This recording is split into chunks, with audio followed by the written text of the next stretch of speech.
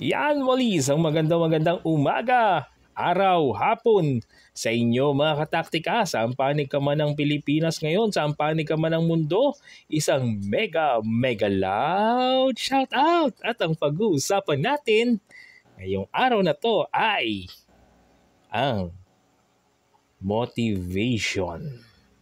Yan, pakiulit nga ulit. Motivation. Yan, ano nga ba ang motivation? Para sa inyo mga katak, kapag narinig nyo ang salitang motivation, ano ang inyong naiisip? Okay, comment down below ha. At number 4, cognitive theories of motivation. Expectancy theory suggests that individuals are motivated to engage in behaviors based on their expectation of achieving desired outcome and the perceived value of those outcomes.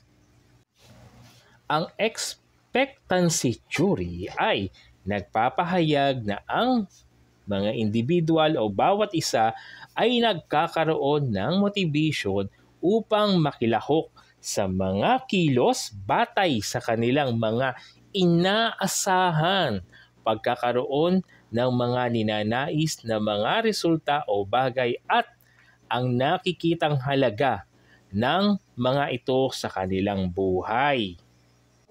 Under cognitive theories of motivation, narito ang goal-setting theory or POSETs assume that setting specific challenging goals leads to higher level of motivation and performance. Ang goal-setting theory ay nagtatala na ang pagtatakda ng partikular na mga hamon ng mga layunin ay humahantong sa mas mataas na antas ng motivation at pagganap, pagtupad at paggawa ng mga gawain o tungkulin sa buhay. Feedback, commitment, and task complexity also influence goal attainment. Ang feedback, commitment, at komplikadong mga gawain ay nagtatala rin ng layunin. Number 5, social cognitive theories.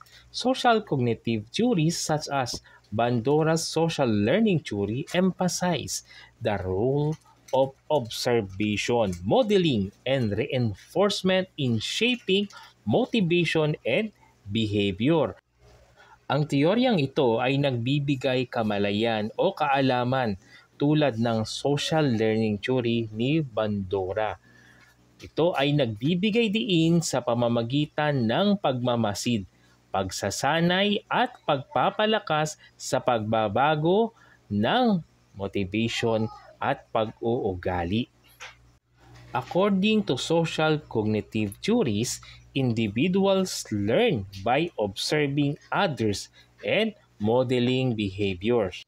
Ayon pa din sa teoryang ito ay nagbibigay kamalayan sa individual o sa lahat at natututo sa pamamagitan ng pagmamasid sa iba at pagsasabuhay ng kanilang mga kilos o pagkilos.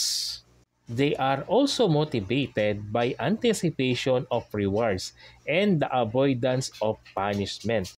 Sila din ay nahuhumaling sa motivation sa pamamagitan ng pag-asa o pag-aasam ng mga gantimpala at pag-iwas sa mga parusa o kaparusahan.